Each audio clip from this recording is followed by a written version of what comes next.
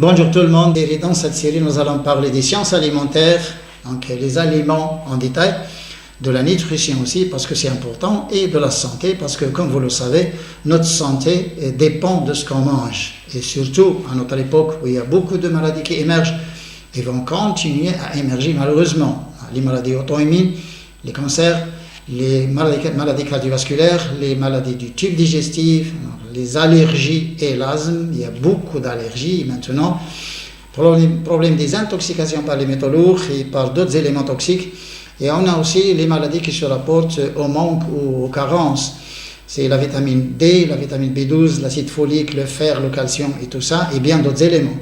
Donc ces maladies sont dues au mode de vie, donc au style de la vie.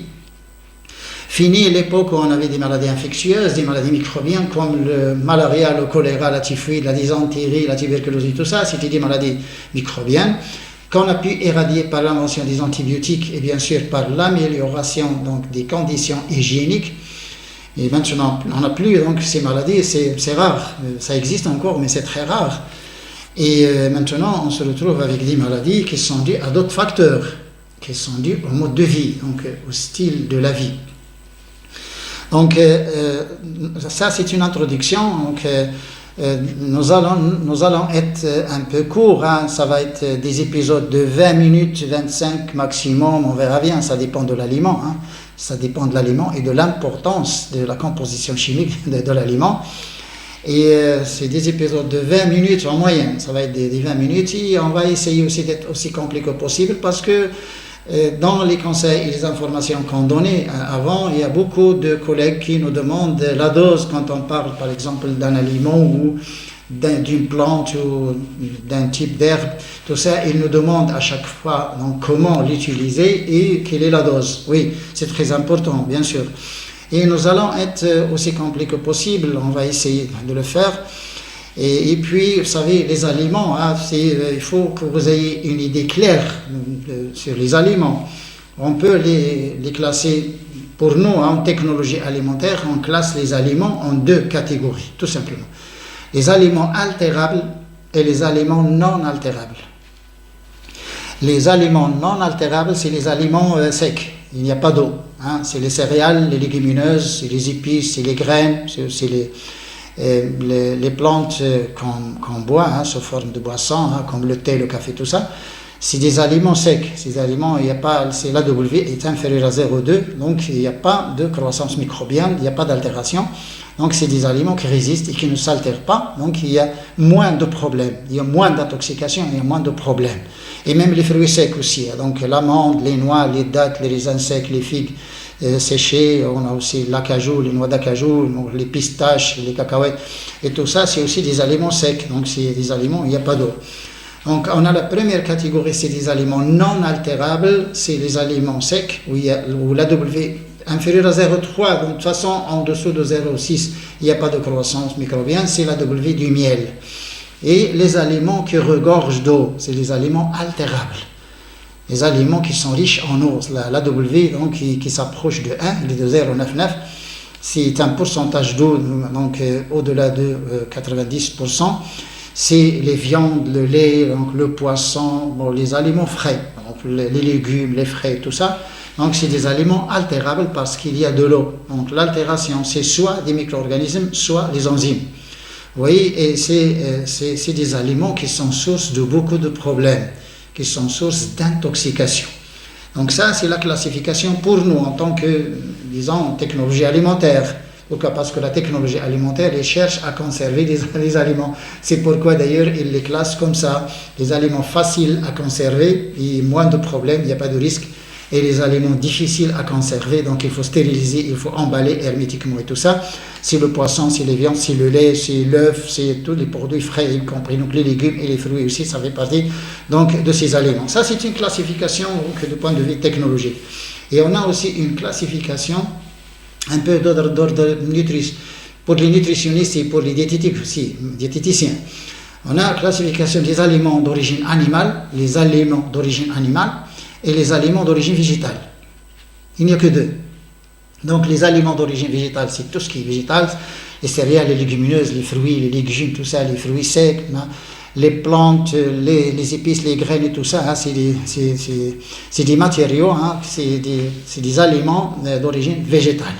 Et on a les aliments d'origine animale qui sont les viandes, toutes les viandes, l'œuf, le lait et le poisson. Donc ça, c'est des aliments, et les produits de la mer, enfin le poisson et les produits de la mer, les fruits de mer. Donc c'est des aliments d'origine animale. Bon, le risque provient toujours des aliments d'origine animale. Et on a un grand problème actuellement, du point de vue nutrition, avec les aliments d'origine animale. À part le poisson, qui ne contient pas le cholestérol ni le gras saturé, le reste, attention, le reste, il faut conserver avec modération. Sinon, il y aurait problème. Donc, de gras saturé avec cholestérol, là, ça détruit bien des choses qu'on va quand même parler avec précision. On va donner les détails. Donc, les aliments d'origine animale, c'est des aliments qui ont un pH 7. C'est des aliments qui sont riches en eau. Bien sûr, bon, l'eau existe aussi dans les produits d'origine végétale. Et sont des aliments qui sont riches en nutriments. Il y a les protéines, il y a les sucres, il y a tout. Il y a les minéraux, il y a les vitamines et tout. Donc, les micro-organismes, ils poussent facilement. Bon, laissez un poisson pendant 24 heures et vous allez voir.